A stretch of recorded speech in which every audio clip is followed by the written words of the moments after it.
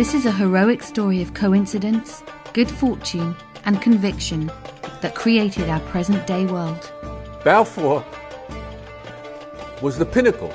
You don't usually take a people after 2,000 years and you say, hey, you want to come back to your homeland, we'll support you. And when Weizmann was invited into the cabinet room to shake the hands of the British Prime Minister, Lloyd George, there was one other person there. I question whether Britain used their best endeavours.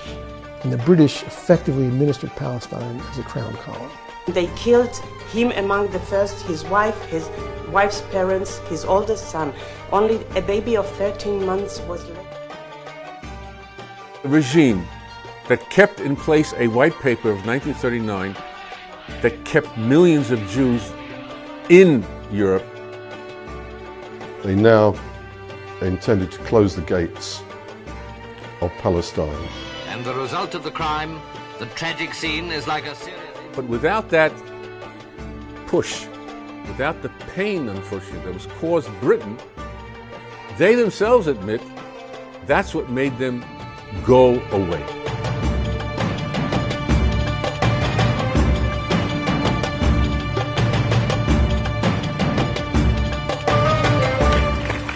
I'm really excited to be here today because this year, 2018, marks a very, very special year for all of us. It marks the 70th anniversary of the State of Israel and the 100th anniversary of the Hebrew University of Jerusalem, and both have a lot to do with Balfour.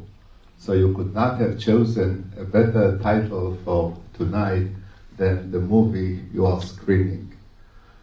Now, to my mind, the fact that the university was established 30 years before the establishment of the State of Israel is quite significant. It is quite significant because it shows the right order of priorities. You first establish education, and a generation later, once everything is ready, you establish a state.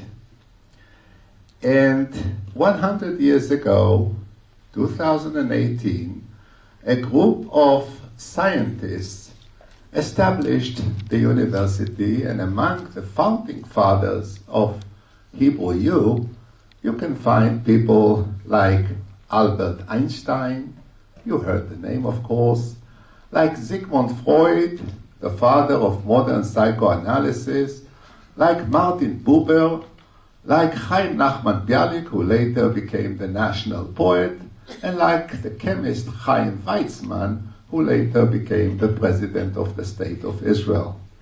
And indeed, as Anat mentioned, how many countries the size of Israel or universities the size of Hebrew University can boast 8 Nobel Prize winners, not 7, 8 Nobel Prize winners, 1 Fields Medal, 1 Turing Medal, and several hundred other medals, national and international.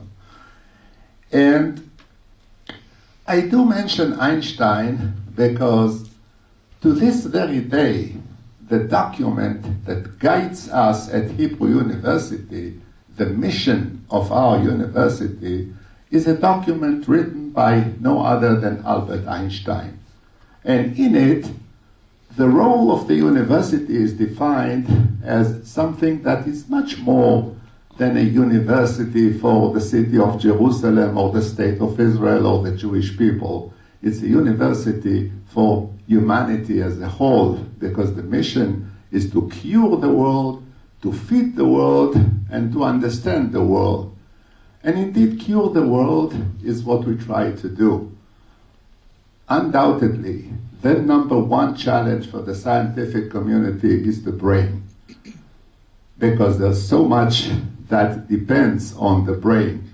And nowadays, where life expectancy goes up, it becomes even more urgent. And we know very little about the brain. And why is Hebrew University so well equipped to deal with a question like this? Because, as you said, Madam President, this is an interdisciplinary university. Because If you want to understand what goes on between our ears, you need experts not only from neurology or medicine, you need them from psychology and philosophy and chemistry and physics and computation, and we have them all. And this is what we try to do for a better world. Second is to feed the world. Very few Australians know that the cherry tomatoes that you eat, that you like so very much in your salad, were invented at Hebrew University. Or the fact that these yellow or purple peppers you cut for your salad come out of Hebrew University. Again, we see it as our mission to do this, to feed the world, to cure the world, and to understand the world. But it is much more than that. It is also the fact that we consider ourselves as the serving elite of the Jewish people for the sake of humanity. And this is what Hebrew University is all about. Now, I do wish and hope to see all of you come this year to join us as we celebrate the 100th anniversary. The Board of Governors will attract hundreds of people from around the world, and it will be held in Jerusalem at the university between June 8th and June 13th. And just to give you one example, one of the many events that will be celebrated there, the President of the State of Israel agreed to host a special reception for the Board of Governors, together with all the living recipients of international prizes such as Nobel, Fields, Turing, and the others, graduates of Hebrew University. And believe it or not, we have 204 of these medalists, of this Nobel Prize, and Turing and Fields and others that will be with us, which goes to show what Hebrew University is all about. Last but not least, I want to wholeheartedly thank you, Madam President, and thank this wonderful, friends, Australian friends of the Hebrew University. Today is Wednesday, is it? Sunday. Sunday? Today is Sunday, so this must be Melbourne, okay? See, there's a way forward.